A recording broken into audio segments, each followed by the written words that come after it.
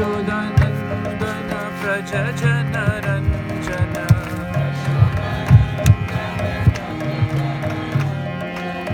Yashodanandana Prajajana Ranjana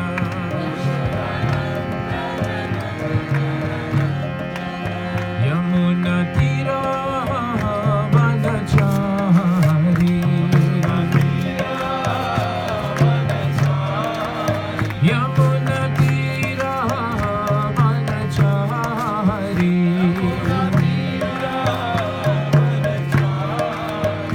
Jaya Radha Madhava Kunja Bihari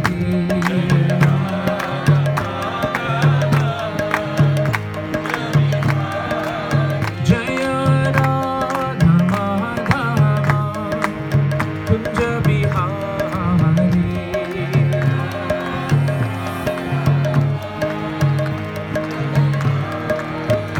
Jaya Gopi Jana Vallabha Girivaradhari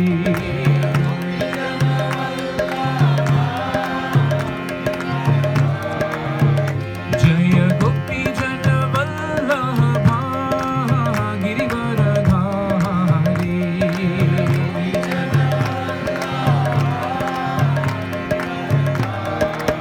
Yashodanandana Prajajana Ranjana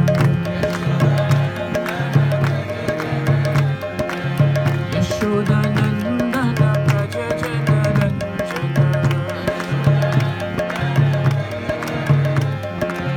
Yamuna Tira Vanachari Yamuna Tira Vanachari Yamuna Tira Vanachari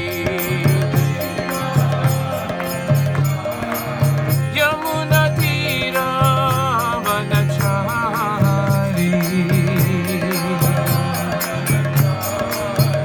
Jaya Radha Madhava Kunja Bihari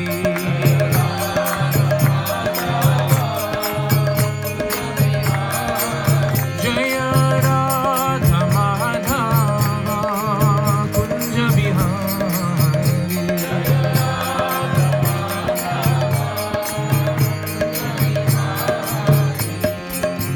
Jai Shri Shri Radha Madhav ki Jai Shri Shri Radha Shyam Sundar ji ki Jai Shri Jagannath Baladev Subhadra Mai ki Jai Shri Shri Gaur Nitai ki Nitai Gaur Premanande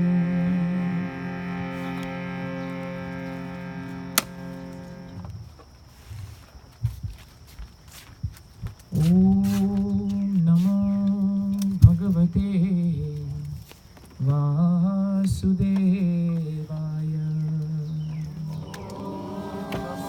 Krishna.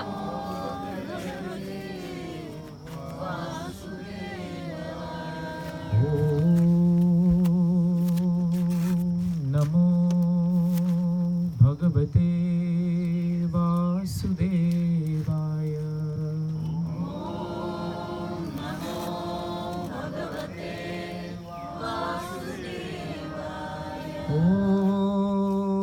Om Namo Bhagavate Vasudevaya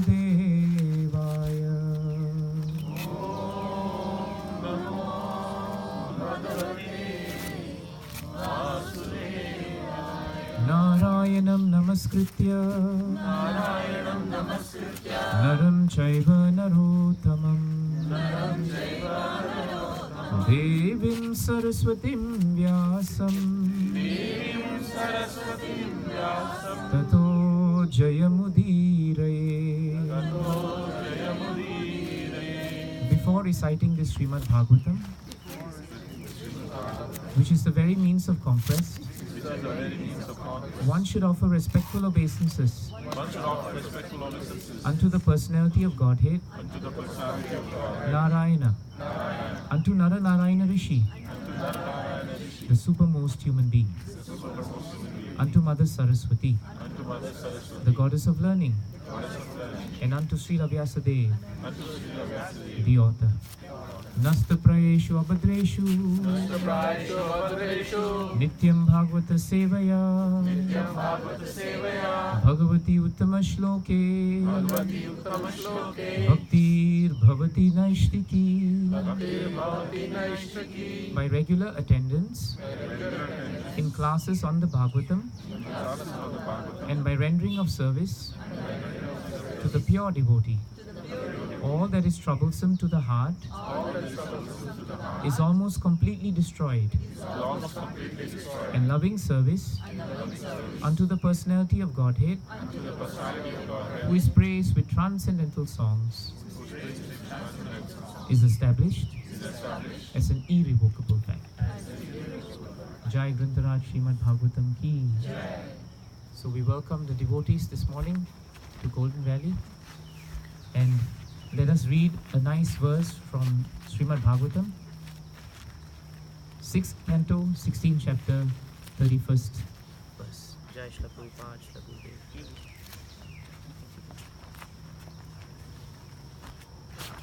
Taddarshanadvasta samasta kilbishaha. Oh, if you don't, and I'll break it down. Taddarshana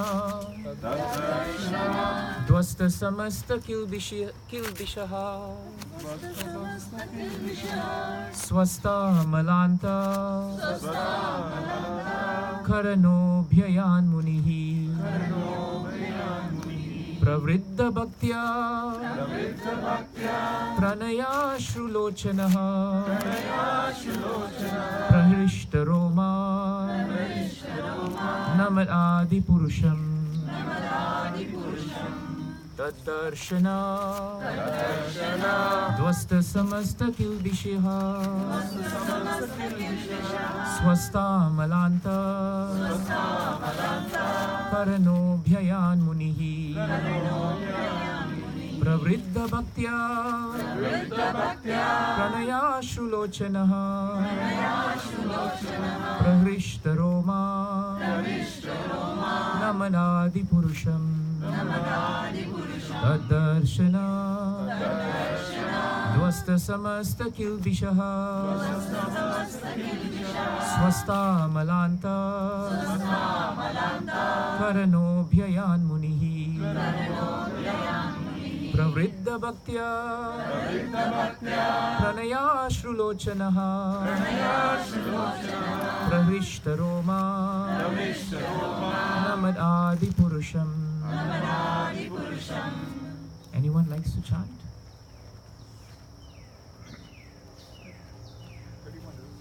6:16:31. Tat Darshana. By the sight of the Supreme Personality of Godhead. Dvasta. Destroyed. Samasta Kilbishaha. Having all sins. Swasta. Healthy. Amala. And pure. Antakaranaha. The core of whose heart. Abhyayat. Approached face to face. Munihi. The king. Who was silent due to full mental satisfaction. Pravriddha Bhaktya. With an attitude of increased devotional service. Pranaya Ashru Lochanaha.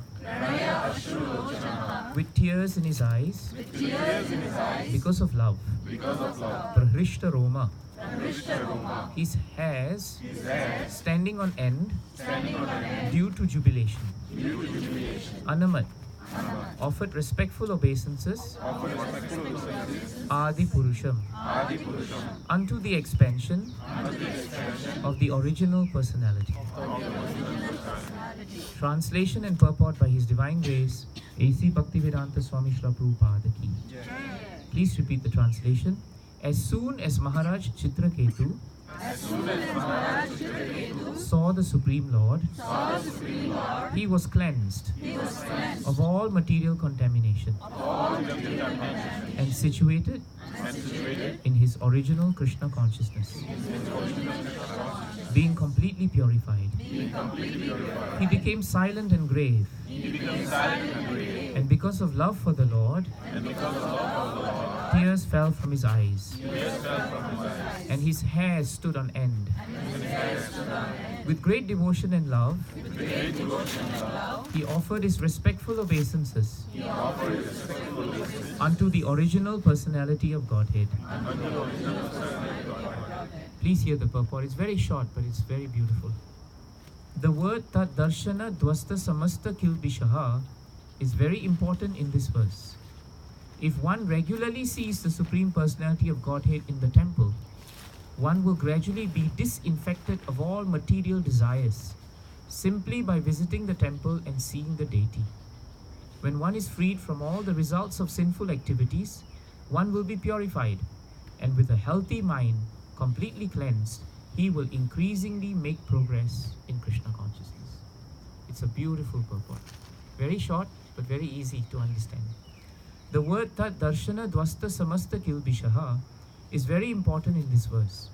If one regularly sees the Supreme Personality of Godhead in the temple, one will gradually be disinfected of all material desires simply by visiting the temple and seeing the deity. When one is freed from all the results of sinful activities, one will be purified, and with a healthy mind, completely cleansed, he will increasingly make progress in Krishna consciousness. Om Ajnana Timirandasya Jnananjana Shalakaya Chakshurun Militam Yena Tasmai Shri Guruve Namaha Sri Chaitanya Mano Bhishtam Stapitam Yena Bhutale Swayam Rupa Kadamayam Dadati Swapadantikam Vandeham Shri Guru Shri Utapada Kamalam Shri Gurum Vaishnavamscha Shri Rupam Sagrajatam Sahagana Raghunatam Vitam Tam Sajivam Sadvaitam Savadutam Parijana Sahitam Krishna Chaitanya Devam Shri Radha Krishna Padan Sahagana Lalita Shri Vishakhan Vitanscha He Krishna Karuna Sindhu Dina Bandho Jagatpate Gopesha Gopika Kanta Radha Kanta Namostute Tapta Kanchana Gaurange Radhe Vrindavanishwari Vrishabhanu Sute Devi Pranamami Hari Priye Namo Mahabadanyaya Krishna Prema Pradayate Krishnaya Krishna Chaitanya Namne Gauri Tushe Namaha Vancha Kalpatarubhyascha Kripaha Sindhubhya Evacha Patitanam Pavanebhyo Vaishnavebhyo Namo Namaha Jaya Sri Krishna Chaitanya Prabhu Nityananda Shri Advaita Gadadhara Srivasadi Gaura Bhakta Vrinda Hare Krishna Krishna Krishna Hare Hare Hare Rama Rama Rama Hare Hare.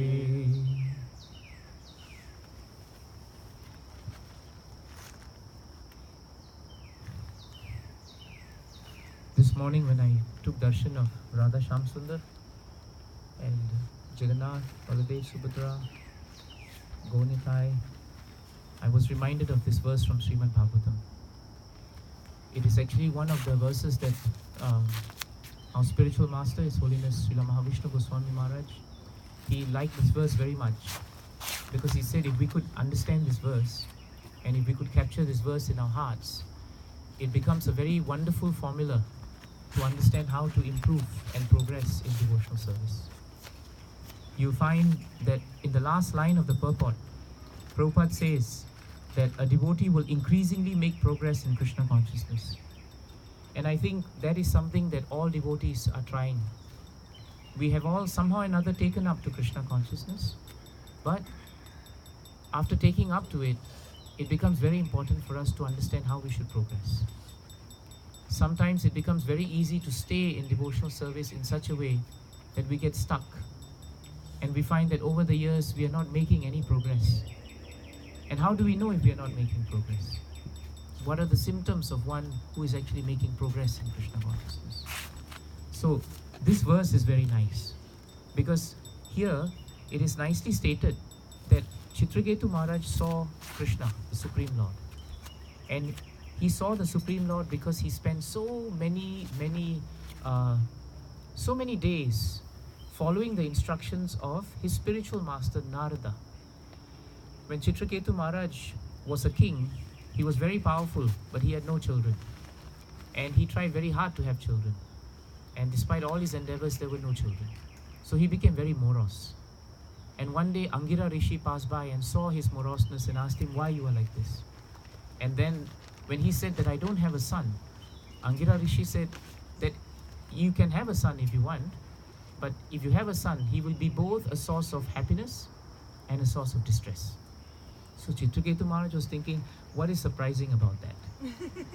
After all, when you think of children, children are both sources of great joy and sometimes sources of great headache, depending on what age they are and what they're doing, isn't it? When they're very young, oh, we're very happy. Once they reach a certain age where they have their own mind, oh, it becomes really tricky for us. So Chitraketu Maharaj was thinking that way. And he was thinking, it doesn't matter. I just want the son. So in due course of time, one of his queens gave birth. But because the child became the center of the attraction of the king, and the queen who bore the child became the center of attraction of the king, the other queens, they became very upset and envious. And because they became envious, they plotted to actually kill the child. So in the middle of the night, they poisoned the child with terrible poison. And after poisoning the child died. In the morning, when the maidservants tried to wake up the child was lifeless. When the maidservant went to the queen and told her that your child is no longer around, she became completely upset. And when Chitraketu Maharaj heard that his child had actually passed on, he became completely devastated. The entire kingdom became completely down in depression because king was also down. And then at that point, Narada Muni and Angira Rishi came. And when they came to see Chitraketu Maharaj, he was really in bad shape. But somehow or another, he greeted them and he expressed his moroseness to them. And then Narada Muni decided at that point that he would have to instruct and help Chitraketu Maharaj. So what does he do? He then, by his yogic powers and by his devotional purity, he summons the soul of that living entity of the child who died. And he says that, let the soul come back to this body and wake up now. And to the amazement of everyone, the child actually wakes up. And when he wakes up, Narada Muni says, look at your father, for he has summoned you to come now. And the child says something very powerful. The child says, which father? And in which life? For I've had so many fathers, and I've had so many lives. And at that point of time, realization struck the heart of Chitraketu Maharaj. Because here he was completely attached to the death of a child whom he thought was his. But he did not realize that every life he had had a child. But at the end of his life and at the start of a new life, he had no remembrance of that child whom he invested so much time, so much effort, so much love. And that is true for all of us. Whether we like it or not, all the persons whom we love in this life, if we come back to this world again, there's a very high chance, almost a surety, that we will forget all those whom we loved in our previous life. And like this, we have loved so many people. And like this, we have forgotten so many people.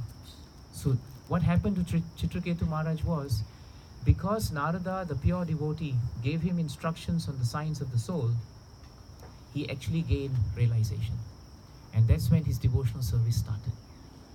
So one very important point we can understand is that even as we try to worship the deities, and even as we try to worship the form of the Lord, we should never ever forget that we can only actually get the mercy of the Lord when we have the mercy of the pure devotee.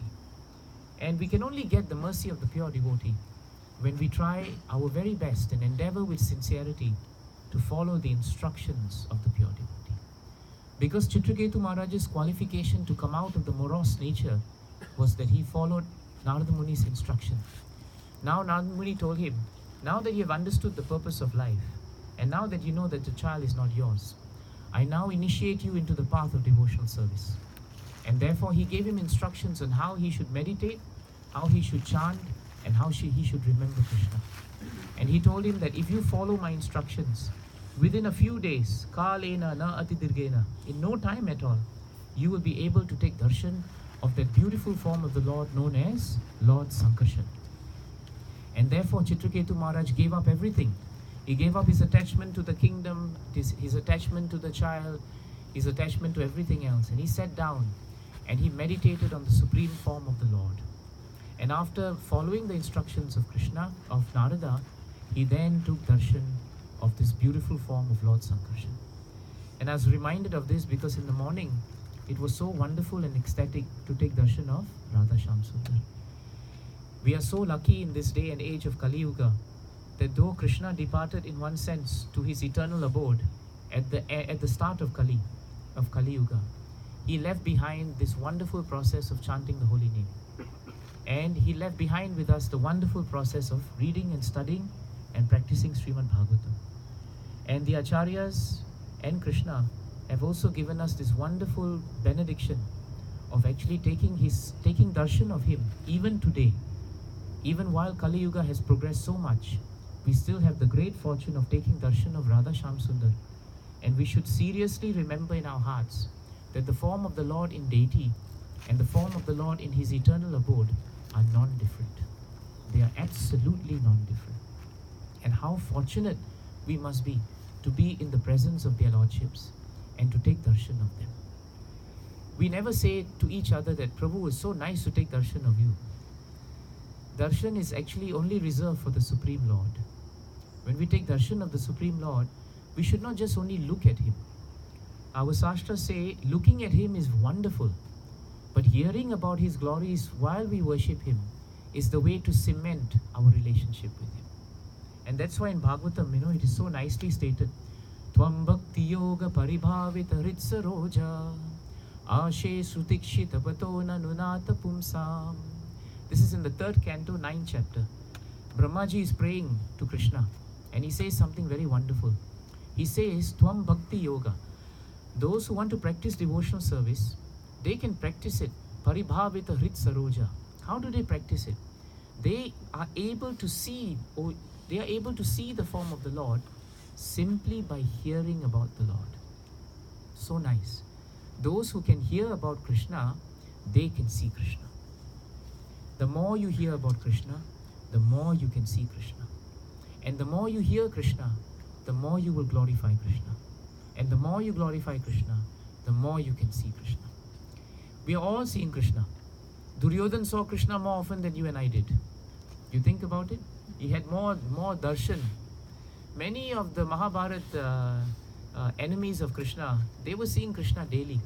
It was like nothing, oh, turn around, oh, I just happened to see the Supreme Personality of Godhead actually. It was nothing for them. But it was just sight.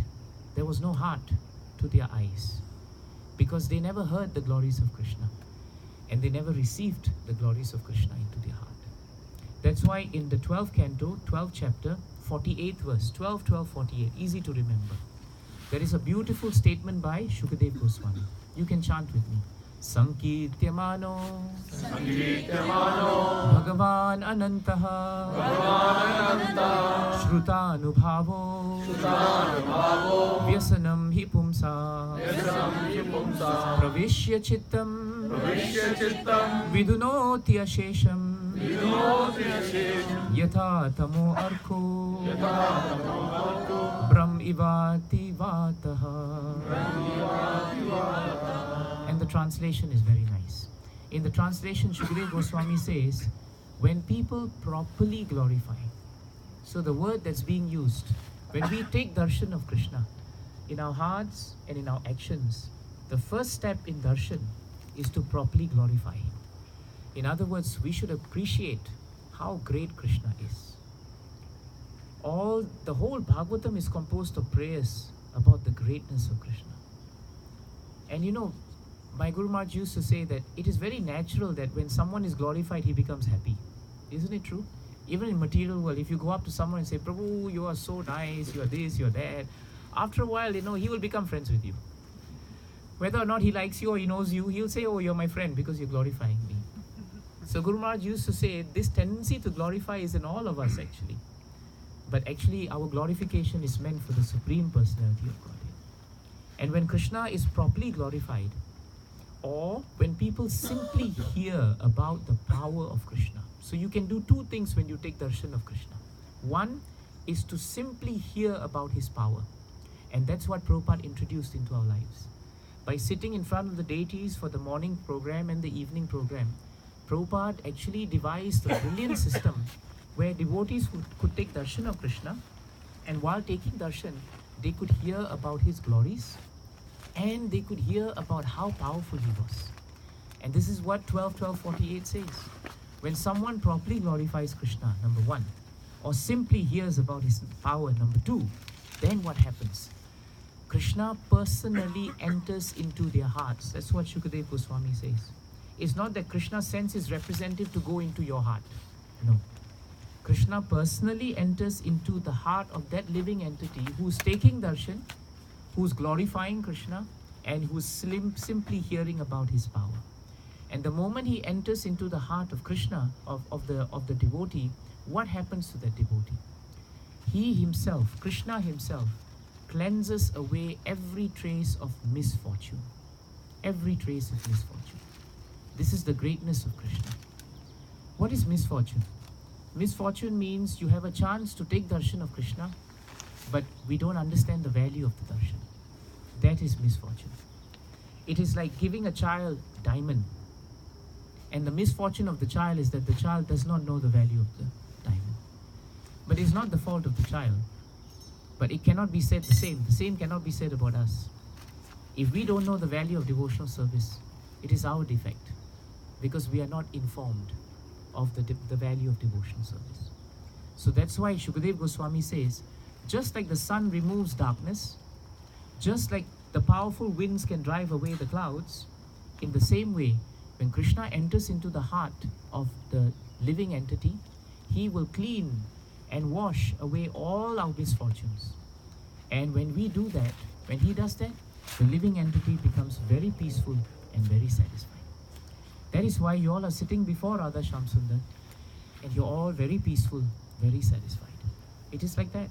That is the greatness of Krishna. So in the verse here, Chitraketu Maharaj has finally seen Krishna.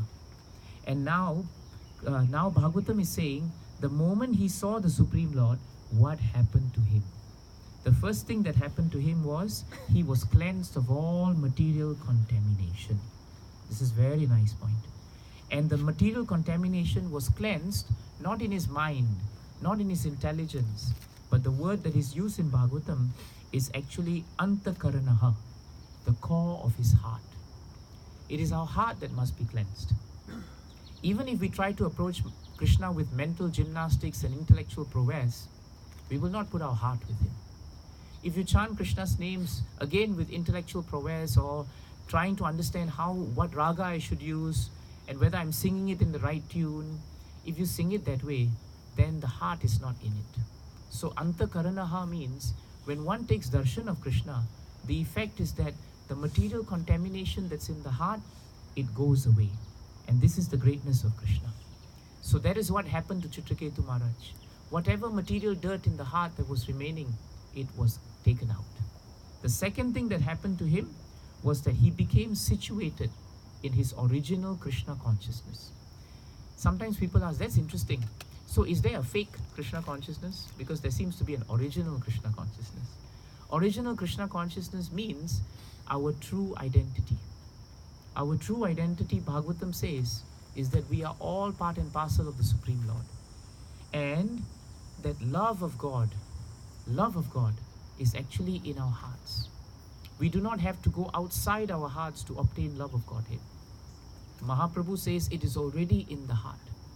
All we have to do is Shrunavadi Suddhe Chitta. We just have to cleanse our heart by continuously hearing Krishna's names, continuously taking darshan of him.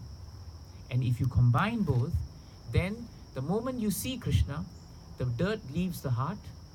When the dirt leaves the heart, all that is left is your original state of Krishna consciousness. And once your original state of Krishna consciousness is there, then the third symptom comes. He became completely purified. Completely purified. And the moment Chitraketu's heart became completely purified, sometimes we may ask ourselves, if someone becomes completely purified, what should be his behavior? Because Bhagavatam is really all about behavior.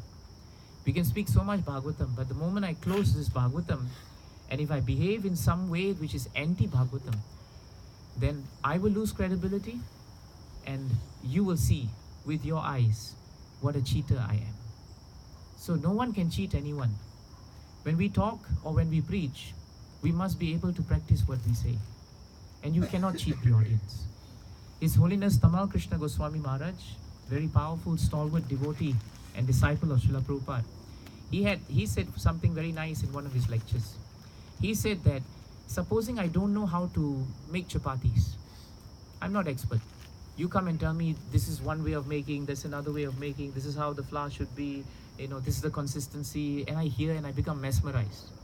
But after you make the chapati, I eat it. And when I eat it, I realize, hey, this is not chapati. This is not the way it should be. I did not have the qualification. I did not attend cooking school to know what chapati should taste like. But the moment I tasted it, I came to know. So Maharaj said, those who are very expert at preaching, we may sound very impressive. But the moment we get off the Vyasasan, if we don't behave along the lines of what we preach, those who may not even know any shloka, immediately with their eyes and their heart, they will know this one is a cheat. This one is not consistent. This one is not true. And in the end, we actually kill the preaching. And we don't touch the hearts of devotees. So this is a very important point. That's why a devotee must understand what his behavior should be. And that's why Bhagavatam 6:16-31, it tells us the moment Chitraketu Maharaj had these three wonderful effects of Krishna, then he manifested two qualities which were very important. He became silent and he became grave. This is a very nice point. He became silent and he became grave. Prabhupada writes in many purports that silence doesn't mean we don't speak. Silence means we speak, but whatever we speak, it becomes connected to Krishna. And whatever words that we use, they become pleasing to the hearts of the living entities. They inspire the living entities. They also cut the knot of material attachment that we have, and they give us real knowledge. If you read the word-to-word meaning here, the word Munihi, the king, who was silent, here we also understand why he was silent. He was silent due to full mental satisfaction. In other words, when we are with Bhagavatam and we are serving the deities, we actually become silent in our hearts because we become fully satisfied. But the satisfaction in Bhagavatam is not just satisfaction of the heart. It is also mental satisfaction. In other words, this mind which is chanchal and so difficult to be satisfied, if we engage it in the service of their lordships, and if we engage in hearing about the glories of Krishna, even this terrible mind can actually become satisfied. Imagine, such a difficult organ to control, and yet it is stated here that because he approached Krishna face to face, and because he kept Krishna in the core of his heart, he became purified. And therefore he became silent, and something else happened to him. He became grave. My Guru Maharaj used to say, when someone is grave, he is grave meaning he's very serious, because he understands that one day he will go to the grave. Because grave has two meanings, isn't it? When someone is grave, he's very serious. But grave also means graveyard, a place where someone is dead. So those who are grave, they are grave and serious and sober and dhira, because they know that the day is coming when they are going to go to the grave. The day is coming when they are going to die. So once we understand that our time here is very limited, and that time is precious and we really don't know when we are going to die, then Bhagavatam says, we actually withdraw our senses from this material world and we move these senses to the spiritual world. That is why we become silent to the material world, but we are alive to the spiritual world. That's why sometimes people say, how come in ISKCON, you all are such a noisy bunch? I thought there was going to be meditation, and I come and I see people jumping up and down. It's a bit like a riot. Everyone is screaming and shouting names of the Lord, and the mridanga is very loud. And of course, in ISKCON we have all these big wampers and everything. And everything seems like, a big ruckus.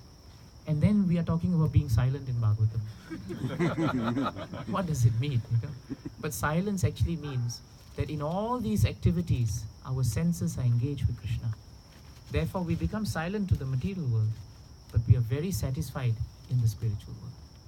So you see, the behavior of Chitraketu Maharaj is so nice. He became silent and he also became grave. Silent also means another important thing in Bhagavatam. Silence means that we do not counteract. We don't counteract the material problems that come. Prahlad Maharaj said, Dukkhav shadam tadapi dukkham atad biyayam bhuman brahmami vadame tavadasya yogam. In the 7th canto, 9th chapter, I think it's the 19th verse, Prahlad Maharaj says so nicely that in this material world, yasmat priya apriya viyoga samyoga janma. He says in this material world, one thing always happens to all of us. We are always oscillating between happiness and unhappiness. We are always oscillating between accepting something and rejecting something. Have you noticed? If you look at the pattern of our life, whole day goes by only in this way. I accept something, I reject something. I accept something, I reject something. The enemy today, you have rejected. Tomorrow, suddenly you two have a common enemy, you have accepted your enemy as a friend. In just one life, you have accepted and rejected the same person. How many times we do this? We accept jobs, we reject jobs. We accept friends, we reject friends. We accept wives, we reject wives. We accept husbands, we reject husbands. We do accepting and rejection all the time. Why? Because sometimes something is priya, dear. Sometimes something is apriya. It is not dear. Depending on my mood.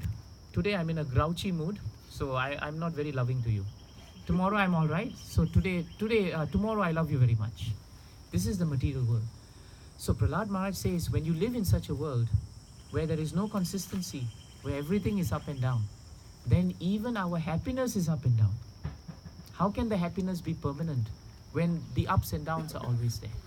So then Prahlad Maharaj says at the end of that verse, he says, therefore, my Lord, I think that the material miseries of the world, they are all there. But we try to find solutions which are material. And that's where we get caught. Chitraketu Maharaj thought having a child, he will become happy. I don't have to tell parents. Having a child may be happy sometimes, but doesn't mean you'll be happy forever. It doesn't mean that anything you get in this material world will make you happy forever. It doesn't mean that. Because as long as you look for happiness externally and you do not look for happiness internally, where the Supreme Lord resides as your super soul, then we will always be agitated. We will always be dissatisfied and we will always be contaminated. Therefore, we cannot be silent. Those who are agitated, they have to do something. They have to counteract. You look at Parikshit Maharaj in Bhagavatam. Parikshit Maharaj in Bhagavatam was cursed to die in 7 days by Shringi Brahmana. But the moment he was cursed to die, he did not counter-curse the Shringi Brahmana. If I were him, I would probably have counter-cursed him, fought with him, and after 7 days I would have died. I would not have time to read Bhagavatam. But he didn't waste time. The moment he heard that he was cursed, instead of counteracting material energy, he just accepted that this is my lot, and instead of wasting time, he just diverted all his attention without any other material contamination. He diverted it to the lotus feet of Krishna. And he found Shukadev Goswami, the perfect spiritual master, and he became the perfect disciple. And in that way, he learned the science of Krishna consciousness. So you see, because he did not counteract something material, therefore he became peaceful. The moment you try to counteract something material with a material solution, you find you get into a real difficult mess. In Panchatantra, there is one story. There was this sadhu who wanted to go up on pilgrimage to the top of a hill because there was a temple of Lord Ram. So he was walking and he got a bit tired. Because in pilgrimage centers, in India particularly, Lord doesn't make your journey easy. Right? Everywhere you have to walk, or you have to climb. He doesn't make anything easy. Or you have to go underground, or you have to go in the sea. It's never a straight path. So he was walking and he was praying to Lord Ram that, Lord, I'm getting a bit old, bit tired. It would be nice, if you gave me some transport to go up, And the moment he took the bend, he saw a merchant with a horse. Merchant saw the Brahmana and the devotee, and the Brahmana saw the horse and the merchant. And merchant said, my dear Brahmana, would you like to have this horse? Because I don't need it, I'm coming down. So he thought, Lord Ram has immediately answered my prayer. I wanted a horse because I was tired. Now I get a horse. So he got the horse. The merchant said, don't worry, don't need to pay me. I've done my part, I'm leaving. The moment he got on the horse, hardly he had gone 1 kilometer when the horse refused to move. He got down, he tried pushing, horse refused to move. He tried pulling, the horse refused to move. Then he looked carefully at the horse and he realized, wait a minute, this is not a male horse. This is a mare. In other words, it's a female horse. And she's heavily expecting. Anytime she's going to give birth. That's why the businessman offloaded the horse. He didn't offload it out of the goodness of his heart. He offloaded it because it was of no value. It wouldn't move now until it gave birth. And true enough, as he spoke, the horse went into labor and gave birth to a small baby horse. The moment the foal or the baby horse was born, the mother refused to move. Mother won't move until baby moves. So Sadhu started thinking, now how am I going to go up? I need to go up with the horse. How to get the horse to move? That became his objective. What was his objective before he started going? It was to take darshan. Darshan. Suddenly, what became his objective? It was to make the horse move. And the pilgrimage hadn't even ended, had not even started. So then he thought and thought and thought, and suddenly he thought, I've got a brilliant idea. If I carry the baby, I think mother will move. Because mother wants to be with the baby. So he picked up the baby, walked a bit, and true enough, the horse moved. And he thought, this is very good. Now I'll get the horse to start moving a bit more before I get on the horse. So he moved, he moved, he moved, and he moved, and he moved, and he moved. And believe me, it's not easy to carry a baby horse. It's heavier than most of our human babies. And by the time he finished bringing the horse all the way around the bend, he was already at the temple. And then it struck him one very important thing. I started this pilgrimage to remember the Lord and to take darshan of Him. Halfway through, I decided that the important thing is to get the horse to move so that I will actually reach there in a much more easy way. In the end, instead of walking without any load, I did not have a horse.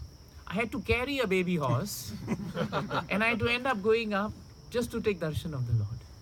This is dukkha ushadam tadapi dukkha matadhyayam. We find material solutions and we find they become more complicating than even the material problems themselves. And that's why Prahlad Maharaj ends by stating very nicely, Bhuman Brahmami Vadame Tavadasya Yogam. I think that we should just simply perform devotional service, because devotional service is the ultimate solution to everything. Everything. And it is spiritual. And that is why Chitraketu Maharaj decided enough of running after the kingdom, enough of trying to find happiness in the material things. Better I take darshan of Krishna. And when he took darshan of Krishna, he became grave, he became silent, and because of love for the Lord, tears fell from his eyes. It's very hard for us to actually have genuine tears for the Lord generally. I remember Prabhupada used to say this story, One sadhu was sitting down and taking class, and suddenly, he saw one lady at the back in the audience. As the sadhu was speaking about Krishna, the lady started crying. And sadhu thought, this lady is very, her bhav must be very high, because the moment I spoke on Krishna, she was starting to cry. So at the end of the whole lecture, he called her and said, Mata, you must be very good. You're remembering Krishna. Is that why you cried? And she said, my dear sir, no, I didn't cry because of that. You're sadhu, so you have very long beard. And when I saw your beard, I was reminded of my pet goat. My pet goat, whom I love very much.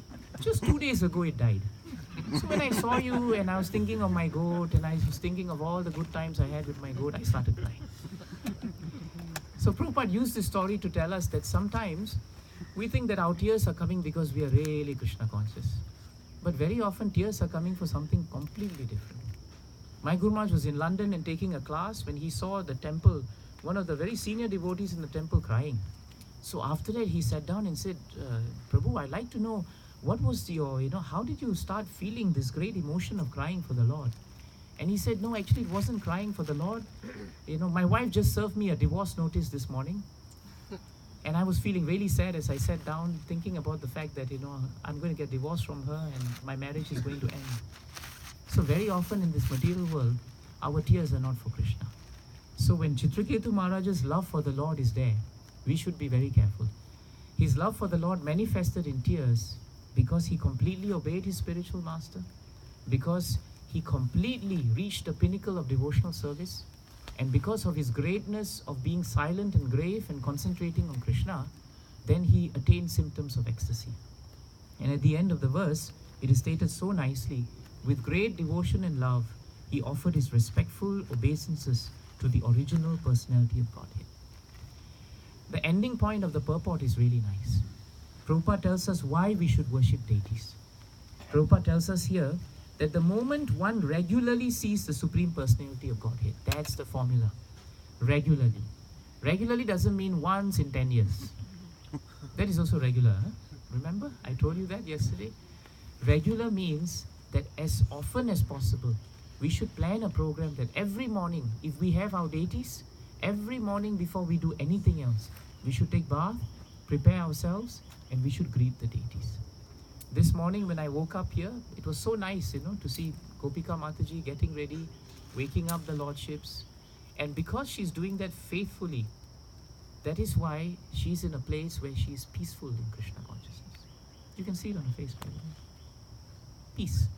This is what happens when you worship the deity. And that's why Krishna says, that's why Prabhupada says, please regularly see Krishna. If you regularly see Krishna, something will happen. Prabhupada says, one will gradually be disinfected of all material desires. This is a nice statement. Infection is like a disease, and material desires are really like disease. It's very hard to cure yourself of desires. If you stop one desire, another desire comes. If you stop that desire, one more desire comes. So it's very hard to stop desires. That's why Prabhupada says in 6:1634, somewhere further down, he says desires can never be stopped, but they can be dovetailed to the service of the Lord. And Prabhupada said, desires that cannot be fulfilled are unlawful desires. Please keep this in mind. Every time you have a desire and you try fulfilling it and you cannot fulfill it, therefore, by the strength of Bhagavatam, it is unlawful. If it's unlawful, forget about it. You can never fulfill it. It's a very easy solution for us to understand. Sometimes devotees ask, how to know which desire is right and not? Very simple. The desires that can never be fulfilled, that will never give you satisfaction, they are unlawful desires. Now, if you examine your life, you'll find that's almost 99% of all your desires. Isn't it? Because every desire you had led to another desire. It never stopped there and said, now Haribol, I'm okay. No. After 1 year, 2 years, one more desire comes. After 1 day, 2 days, another desire comes. Within 1 day, 10 desires can come. So that's the point of this verse. And Prabhupada says, we will become disinfected when we see the deity. And when one is freed from the results of sinful activities, one will be purified. And what will happen to the mind? Our mind becomes healthy. Do you realize that a healthy body is easy?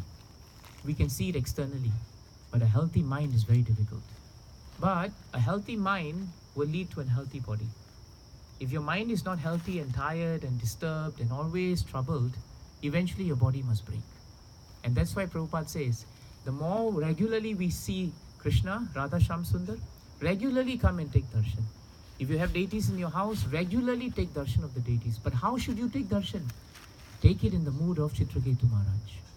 And how should we do that in this day and age? You please hear about Krishna.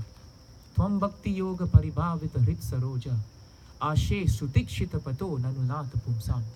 Krishna enters through the ears. And when he enters, he sits himself in the heart.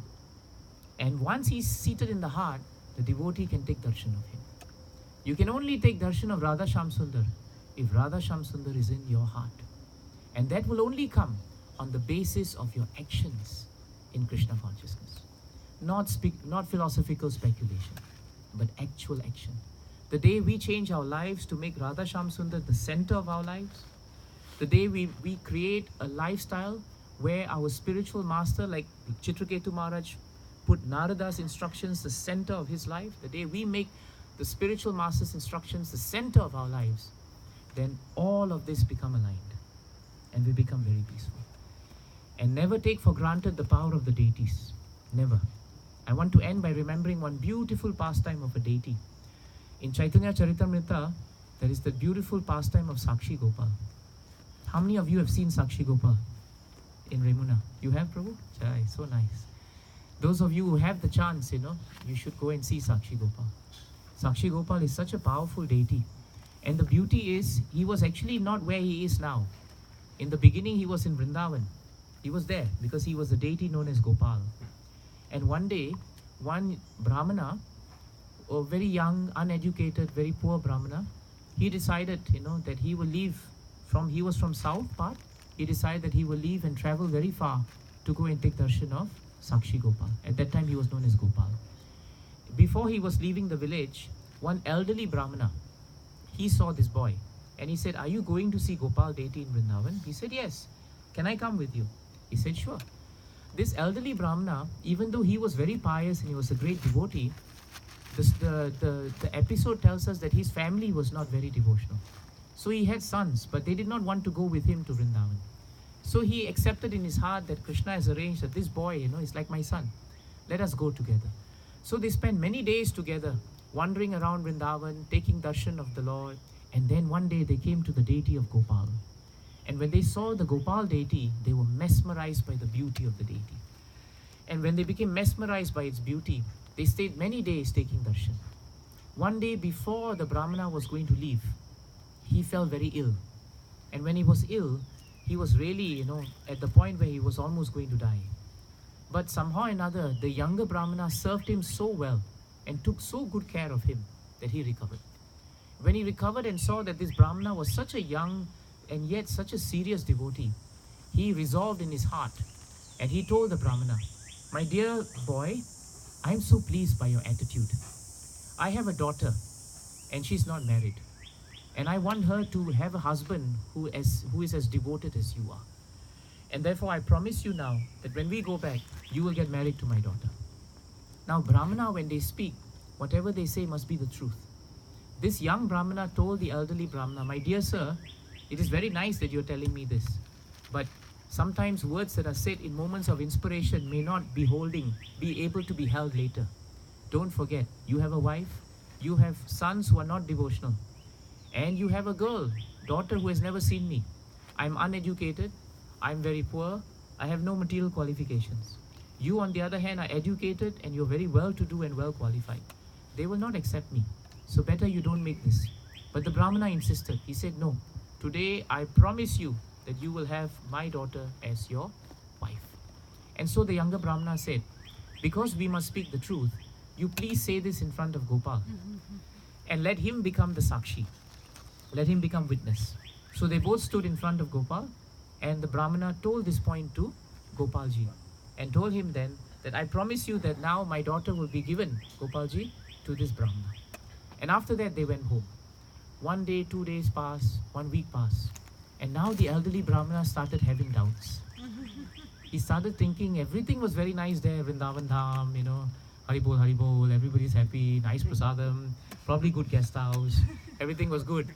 But now that I've come back and I look at how atheistic my son is, I look at how my wife is so status conscious and how I'm caught in my family affairs, I don't know how I'm going to broach this topic to tell them that my daughter, I've already promised to another Brahmana, and that too, a very poor man. So he deliberated for a week. And then the young Brahmana came one day and said, "My dear sir, I've come to ask you to remember your promise." Now, Chaitanya Charitamrita tells us that the Brahmana who was young was not in a hurry to get married. He was not running after this Brahmana's daughter.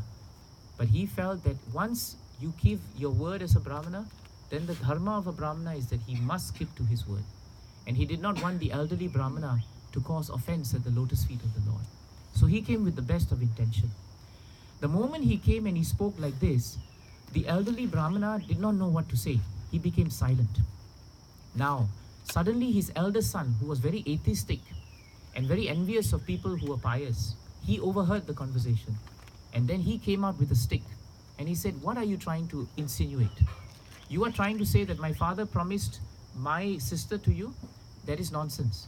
You probably gave my father some poisonous food, made him sick, took care of him as if you were very good, and then you just managed to persuade and elicit from him this promise. So you better run away now before I beat you." So the Brahmana had to leave, but he was not done. The next day, he came with the whole village. And he said that this Brahmana gave a word that I will be married, and now he's saying no. Ask him whether it is true or not. So the elders in the village asked, is it true? Is it true? And now this Brahmana was caught. Because just that night, he had a conversation with his wife. And his wife said that if you get our daughter married to this young, uneducated and poor man, I'm going to kill myself. Really sounds like a movie, yeah? Yeah, I think these are all the precursors to our movies today. I'm going to kill myself. So Brahmana was thinking, my wife is going to take her life. My son is not happy. So you know what he said? He looked at the young Brahmana and said, I don't remember. He thought, don't deny, don't accept, but just say, I don't remember. That doesn't mean we can say that to each other. So he said, I don't remember. And so when he said he don't remember, the young Brahmana became very sad. And then again, this man's son again condemned the young Brahmana. And he said, if this is so, were there any witnesses? He was very smart. He said, who was there? If you can bring the witness here to say that they heard this conversation, my father promised, fine. The moment he said that, the young Brahmana's face lighted up. He said, I forgot. Of course there's a witness. Of course. And the elderly Brahmana also became happy. And he remembered and he said, of course we have a witness. And the son said, who's the witness? And the young Brahmana said, it's Gopalji, the deity. We spoke in front of him and we promised him. And I told him before I leave that if someone were to doubt what he has promised, I'll have to call you to come as witness. So you have to come. And that's how I left. So this boy, the son of the elderly Brahmana, the envious man, the one who had no faith, he laughed. He said, really? And then he turned to the villagers and said, this is lies. This cannot be true. And the young Brahmana said, no, it is true. And give me now 100 days. I will walk there, I will bring Gopal, and I will bring him back here, and he will bear witness to what was said. Now the moment he said that, two things happened. This is the beauty of it. This is the power of the deity. Krishna is in the heart of everyone, Prabhupada writes in the purport, isn't he? He is the super soul. And the super soul, in this moment, Krishna was finding a way. How do we save the young Brahmana? And how do we get everyone to agree on the terms that Gopal must come as Sakshi? How do we agree on that? Krishna wanted to create a situation where all parties will agree this is the forum on which we will start negotiating. So he's the super soul. And therefore, the moment the young Brahmana said, I will bring Sakshi, Gopal as Sakshi. The elderly Brahmana said, yes. If Gopal comes, he will bear witness. And his son, who was atheist, he said, this is very good idea. You know why? Because Gopal doesn't exist. It's just a deity, a stone. I like these foolish people. They want the stone to walk all the way here? Fine, I will also agree. And Prabhupada writes there, unknown to this man, the super soul lined up all three persons with different arguments and reasons to agree on how Krishna should come. Isn't that amazing? If you think about it, that shows us how alive our deities are. When they are worshipped, when they are obeyed, when they are glorified, they are more alive than you and I. And this is what Gopal, so far away, through the heart of everyone, he directed that this should be the outcome of their discussion. So the young Brahmana packed up everything and took the long walk to Vrindavan. When he reached there, it was night. He didn't wait. He went straight to the temple.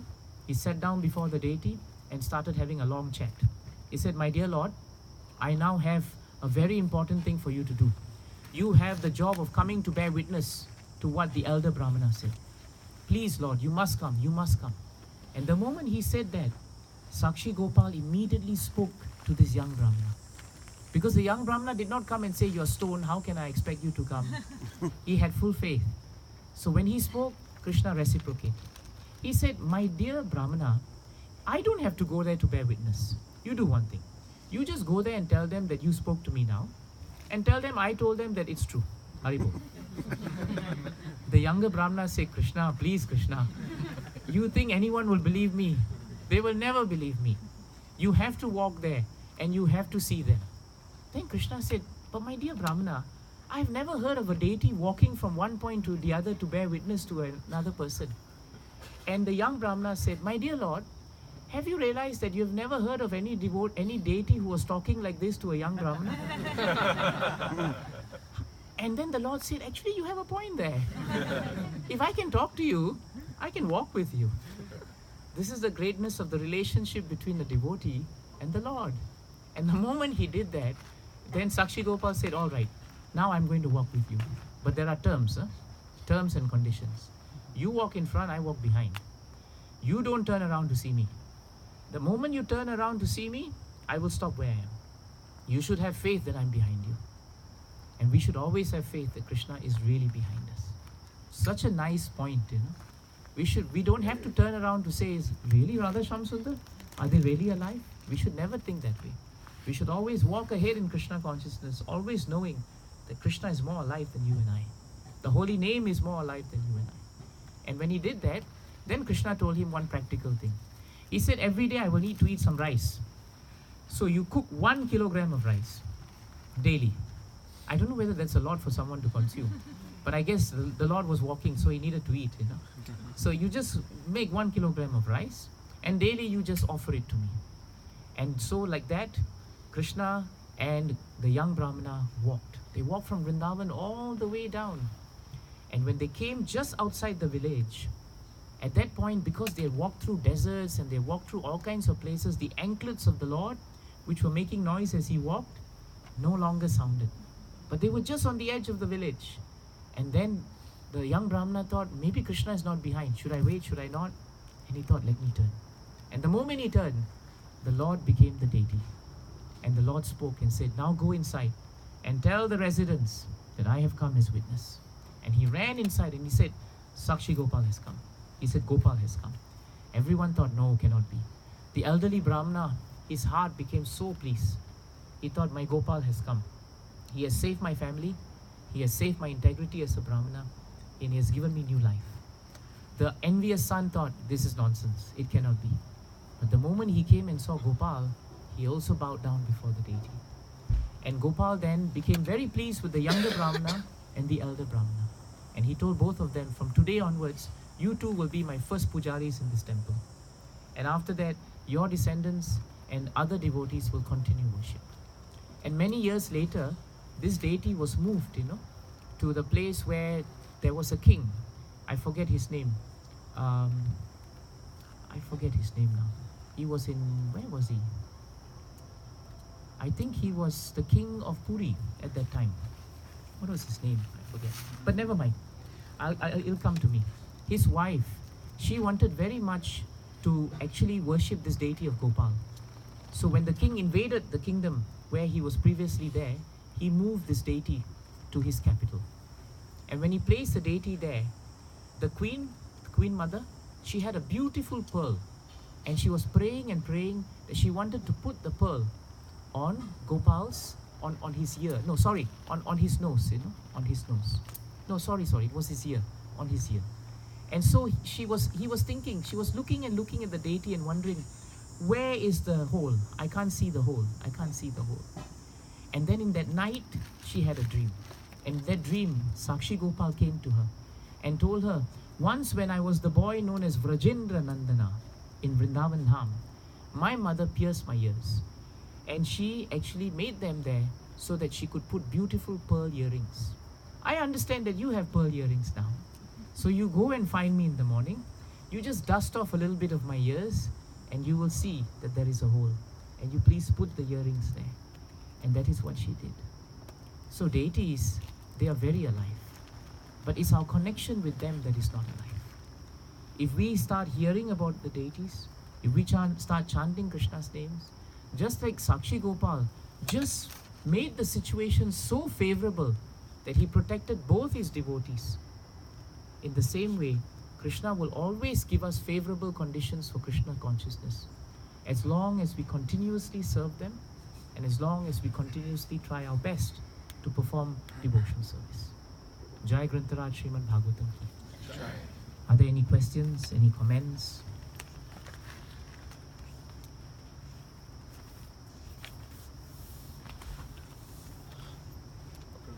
Yes, Prabhu.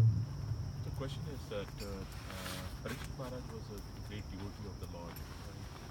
And they discussed that whatever the calamities and everything comes on a devotee, it's actually Krishna is in charge of everything.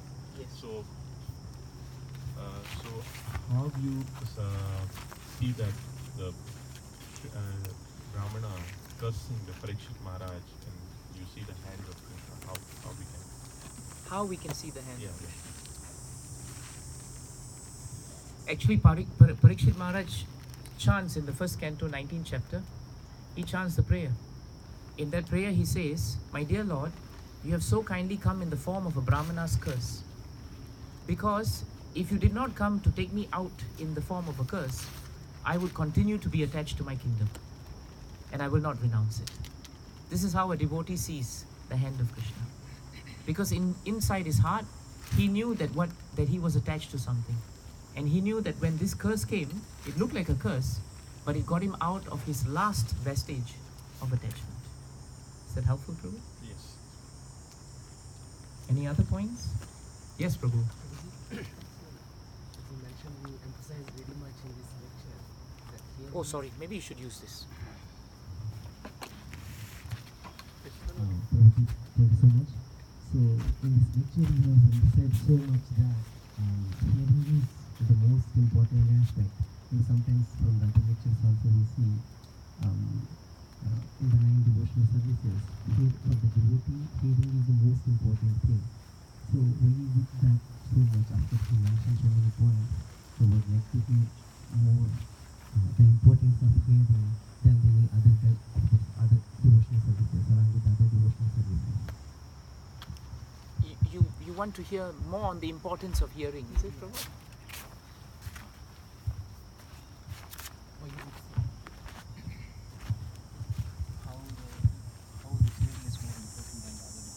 How the hearing is more important than other forms of devotional service in that sense. Because in Kali Yuga, while we have 9 different kinds of devotional service, 9 limbs are there, and yet the first one is Shravanam. And after Shravanam, there is Kirtanam. Then there is Vishnu Smaranam. So Prabhupada and our Acharyas say that the reason why hearing is so important, Prabhu, is also because when we hear, it is the most easy thing to do in this age. Think about it. Hearing doesn't require much effort at all. It only requires us to become attentive. There is no external endeavor needed. There is nothing extraneous for us to do before we hear. No one needs to be qualified even to hear.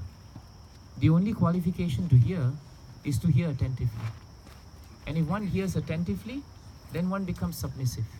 When one becomes submissive, one becomes attracted to the holy name.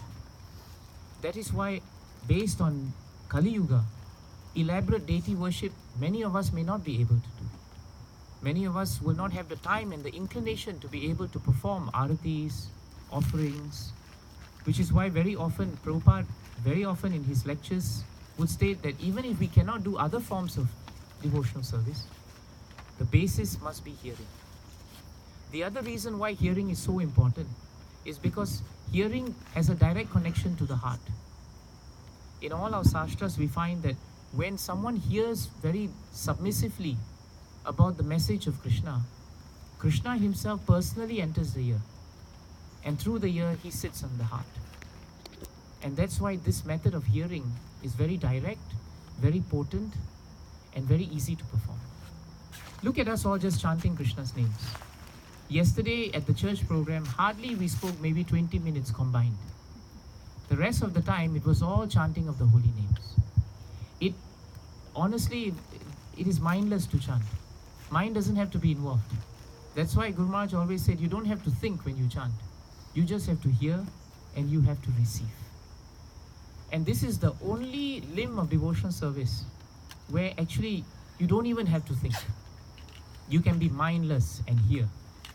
And the full potency of the holy name is actually descending in your heart.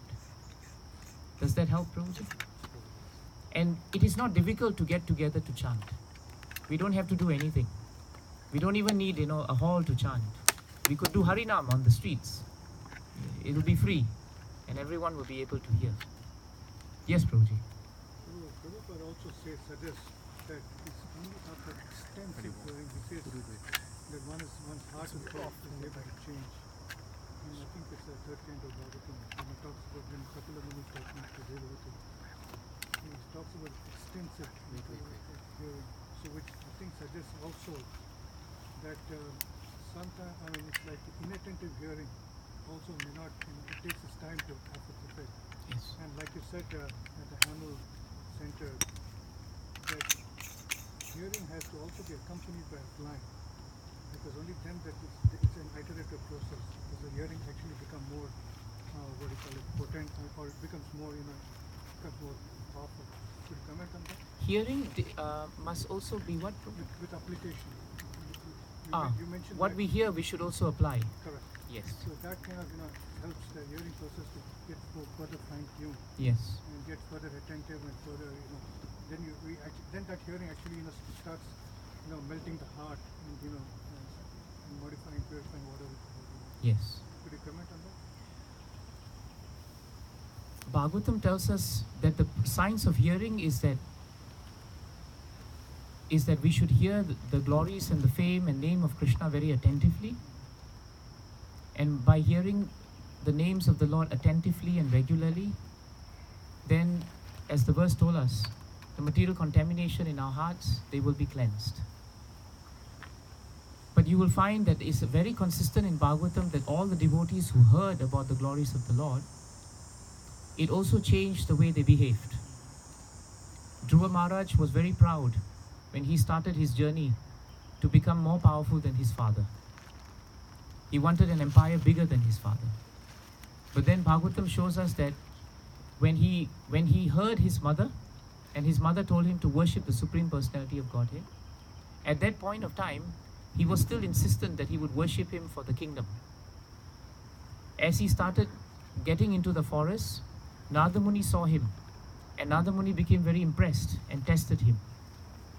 But Dhruva Maharaj's reply to Narada Muni was that if you can give me something which will help me in this path, then give it to me in an honest way. And I will also do this path in an honest way. But don't tell me to go back now, because I want to do it. So up till then, the determination that Dhruva Maharaj had was so beautiful because he acted based on hearing from his mother how he should be behaving and what he should be doing. So we find in Bhagavatam there is a consistent thing that whoever who hears about the message of the Lord, or who hears the instructions of the devotees on the Lord, when they act on the instructions, the hearing becomes solidified in their hearts. And that action in Krishna consciousness further cleanses their heart. And it actually becomes a cycle, because it causes them to have taste to hear more. And hearing more, they act on it more. And after acting on it more, they hear more. So it is a very beautiful cycle of going on and on and on. But one thing that comes to mind is a question that a lady asked Prabhupada. Prabhupada, you have asked all your disciples to chant 16 rounds, that's your goal. But after you've chanted 16 rounds and you've perfected your chanting, then what is the goal of chanting? What's the aim of chanting? Prabhupada paused and said, more chanting. He said, more chanting. So, we can know when we start chanting and hear the holy name, that if we develop a taste to do more chanting, and that chanting leads to preaching, leads to us having nice devotional activities, and ultimately leads to us increasing the quality and maybe the quantity of our chanting, then these alignments will help us in our devotional service. I hope that's helpful for you. Yes, Prabhu. So many times we hear the question that the need of the temples, why there is a need of the temple when we have so much of poverty in the world and so much of problems in the world. The mic and, near. We spend so much pompously on the worshipping of the Lord. So it seems like this verse gives the answer to that extent, that it says that Prabhupada says that if one regularly sees the Supreme Personality of Godhead in the temple, Yes. one will gradually be disinfected of all material desires, simply by visiting the temple and Yes. seeing the deities. So if you want to elaborate something. It's a nice point. Very often, there is this criticism or this comment that we have such elaborate temples, we spend so much money on temples, we should be channeling this money to help other people, change the quality of their life, make them happy. But Prabhupada in one statement says that everyone will become happy if they regularly come to see Krishna. And when they come to see Krishna, whatever material desires which are the source of their problems actually, they will be gradually disinfected. And in that way, the problems of the world are solved in the temples. We don't have to go outside the temple and create extraneous projects to solve people's difficulties and moroseness and unhappiness. They just have to come to the temple regularly, and gradually Krishna will disinfect them of material desires. Very nice, Prabhu. Thank you. Thank you. Let's chant Krishna's names. Let's chant. Can you use this? Today it's a merry-go-round of mics. Yeah, sorry. Is it the battery, bro? Yeah. Sorry. No, it's fine. So we request everyone, please chant as loudly as you can. But loudly means from the heart. You know? Don't worry about screaming. And don't worry if you can't sing. Some people are very afraid. I remember asking one gentleman, I kept seeing him every time I went for kirtan. And I asked him, you never sing? He said, because my voice is so bad, if I sing, the person next to me will faint. So I told him, why don't you go to the corner and sing? No one will hear you. And from that day, he always stands in the corner and sings. And he's very peaceful because, now he can sing. So don't worry, nobody will die if they hear you sing. In fact, everyone will become very lively if they hear you sing. Sorry, bro? I have to give Balram Prabhu's number, is it?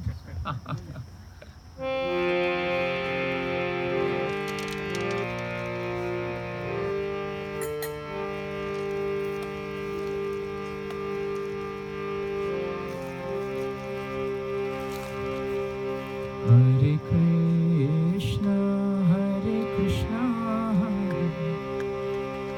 Krishna Krishna, Hare Hare, Hare Rama, Hare Rama,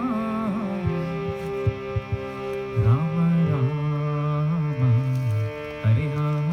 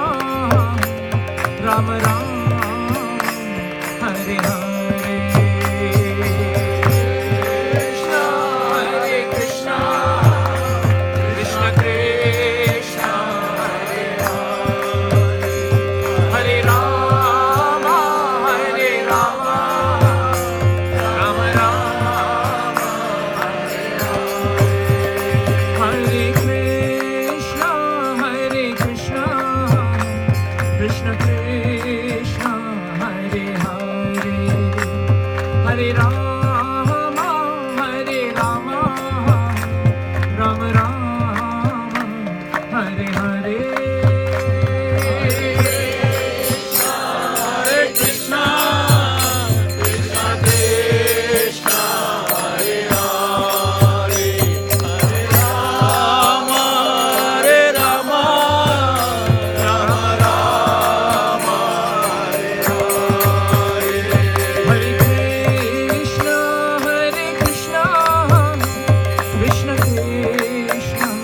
Hare Hare, Hare Rama, Hare Rama, Rama Rama, Hare Hare.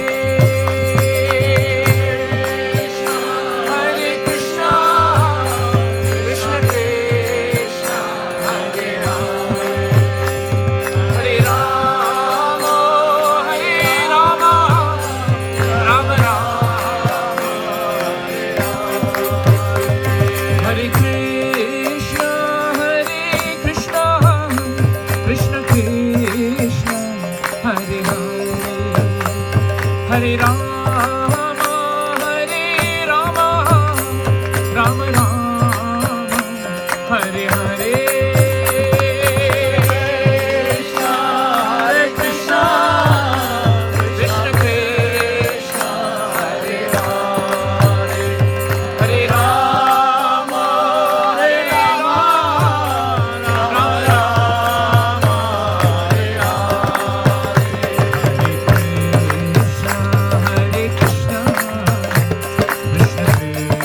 Rama Rama, Hare Krishna, Hare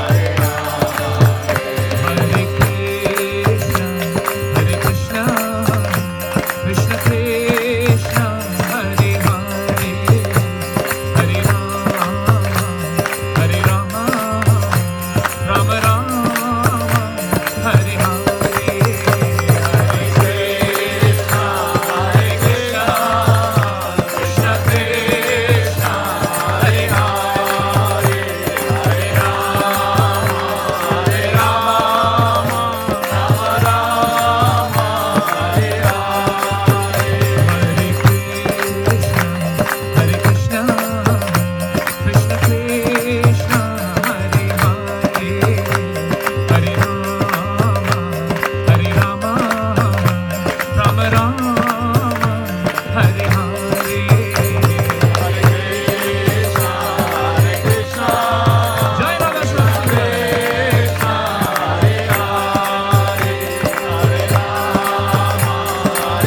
Hare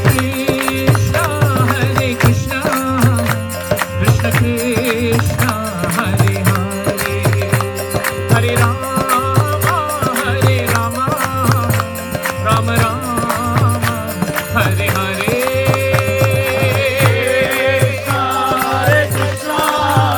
Krishna,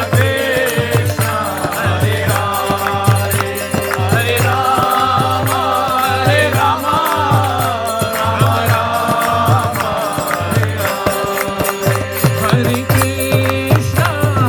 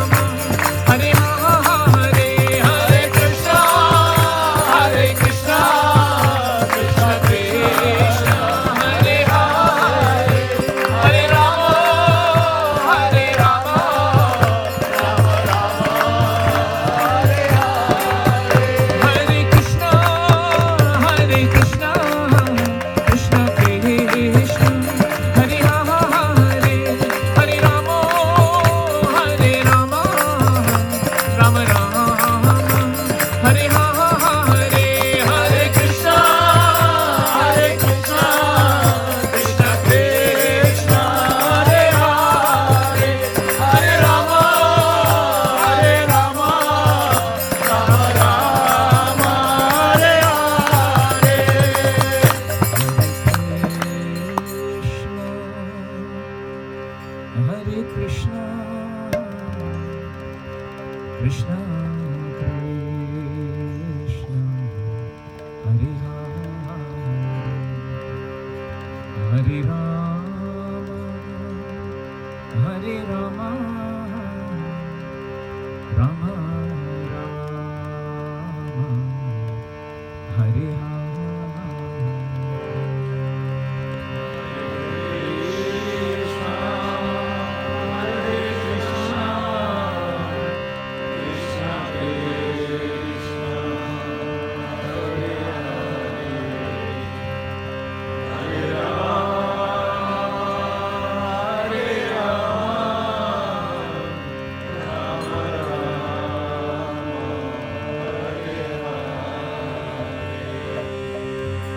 जय श्री श्री राधा श्याम सुंदर जी की जय, श्री श्री गोविंदाई की जय, श्री जगन्नाथ बलदेव सुभद्रा माई की जय, श्री श्री लड्डू गोपाल जी की श्री प्रभुपाद की श्री गुरुदेव की अनंत कोटि वैष्णववृंद की ग्रंथराज श्रीमद् भागवतम की निताय गौर